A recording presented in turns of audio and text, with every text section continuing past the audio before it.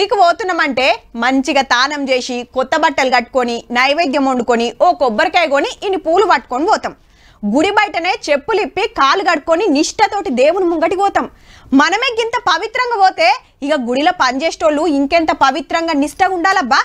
కానీ చూడుర్రి, తిరుపతి లడ్డు మీద ఎంత పెద్ద లడాయి నడుస్తుందో. అబ్బర కొడుకు, తిరుపతి కొండ మీద పెద్ద అపచారం జరిగింది.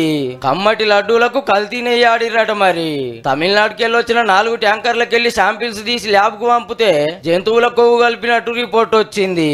2 రోజుల కాంచి ఇదే లోలి నడుస్తుండే వరకు గుడి పెద్ద ఆఫీసర్ శ్యామలారావు సార్ విలేకరుల మీటింగ్ పెట్టి వివరంగా చెప్పిండు. పామ్ ఆయిల్ అండ్ బీఫ్ టాలో చూడటానికి గీలా ఉంటుంది కానీ అది ఘీ కాదు. ఇది ఒక రిపోర్ట్ కాదు, 4 రిపోర్టులో కూడా ఆల్మోస్ట్ సిమిలర్ ఇవి వచ్చాయి. టెండర్ దక్కించుకున్న వాళ్ళు అగ్వకు నెయ్యి సప్లై చేసిండ్రు. గా రేట్ కు మార్కెట్ లో దొరకదానికి వచ్చిండు. 320 రూపాయల నుంచి 411 రూపాయలు కేజీకి ఉన్నాయి. ఎవరు కూడా ఆ రేటు చూస్తేనే మనకి ఇది ప్యూర్ ఘీ సప్లై చేయడం వీళ్ళు కాదు. ఎమ్మటే ఆ నెయ్యి తీసుకున్నాడు ఆపేసిండ్రట. వాళ్ళ మీద యాక్షన్ తీసుకుంటారట. ఎంకన్నా స్వామి కాడ కోట్ల రూపాయలు, ఓ 75 లక్షలు పెడితే సొంత ల్యాబ్ పెట్టొచ్చు. కానీ ఎందుకు పెడతలేరో మరి. కొత్త సీఎం కు పాత సీఎం కు నడవ పంచాయతీ నడుస్తుంది దీని మీదనే. వెజిటబుల్ ఫ్యాట్ అని, ఎనిమల్ ఫ్యాట్ అని అలాంటివన్నీ దాన్ని కల్తీ నెయ్యి తీసుకొచ్చి దేవుడికి నైవేద్యం పెట్టే పరిస్థితికి వచ్చారు. అతి దుర్మార్గమైన ఆలోచన ఈ కట్టుకథ.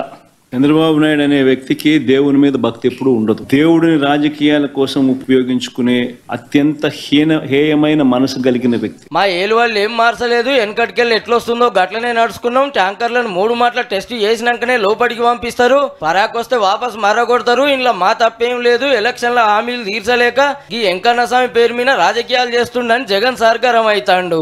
2 నెలల కిందట రిపోర్ట్ వస్తే ఇన్ని రోజులు ఎందుకు బయట పెట్టలేదని ప్రశ్నించిండు. జూలై 23వ తారీఖు నుంచి 2 నెలలు చంద్రబాబు నాయుడు ఏం చేస్తా ఉన్నాడు?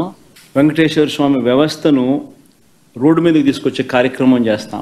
ఎవరైనా వెంకటేశ్వర స్వామికి అపచారం తలపెడితే నెక్స్ట్ జన్మలో కాదు ఈ జన్మలోనే పనిష్మెంట్ ఇస్తాడని, ఇలాంటి దుర్మార్గుల్ని ఏం చేయాలో నాకైతే అర్థం కావడం లేదు. Government of Andhra Pradesh does not get involved in TTD matters. It's autonomous body. ఏవైతే మాకు ఆధారాలు దొరికితే అలాంటి వాళ్ళపైన కఠినమైన చర్యలు కూడా ఉంటాయి. ఆ సార్ అట్లా, ఈసారి ఇట్లా. కానీ రిపోర్ట్లేమో కల్తీ జరిగిందని వచ్చే. ముచ్చట తెలవంగానే సెంటర్ మంత్రి నడ్డా సార్ ఆంధ్ర సీఎం గారికి ఫోన్ చేసి మాట్లాడిండట. ఏమైందో మొత్తం వివరాలు పంపుమని.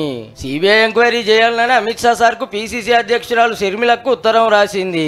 గుళ్ళ రక్షణ కోసం దేశమంతా కమిటీ ఉండాలని పవన్ కళ్యాణ్ సార్ ట్విట్టర్లో రాస్తే, మీరే డిప్యూటీ సీఎం గా పనిచేసిన వాళ్ళని దొరకబట్టి శిక్షించుర్రి, అంతేగాని జాతీయ సమస్యగా చేస్తే ఎట్లా అని ప్రకాష్ రాజ్ సార్ కౌంటర్ రాసిండు.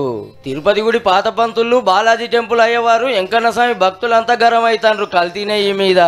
ఎంక్వైరీ చేయాలని సుప్రీంకోర్టులో కేసు కూడా వేసిండ్రు కొందరు.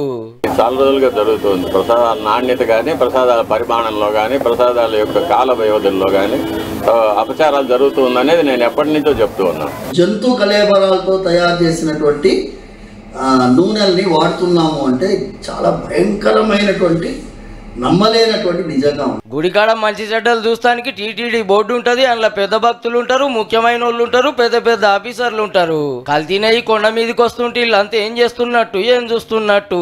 తిరుపతి వెంకన్న అంటే దేశమంతా పేరు పోయిన దేవుడు. ఎంతో నిష్టతోటి కొలుసుకుంటారు. చాలా పవిత్రంగా ఉండాల్సిన కొండ మీద జంతువుల కొవ్వుతోటి ప్రసాదాలు తయారు చేసిండ్రంటే ఎంత లాపర్వనో చూడురిగా. ఈ రాక్షసముండా కొడుకులో ఒరే ఏ చేశాడ్రా మా స్వామి మిమ్మల్ని? ఏ పాపం చేసావురా? మీకు తినమన్నాం కదరా, తినండిరా. ఆ దేవుడికి కూడా అటువంటి నెయ్యి పెట్టి మాంసాలతో కరిగిచ్చిన నెయ్యి పెడతారంటారా దరిద్రులు.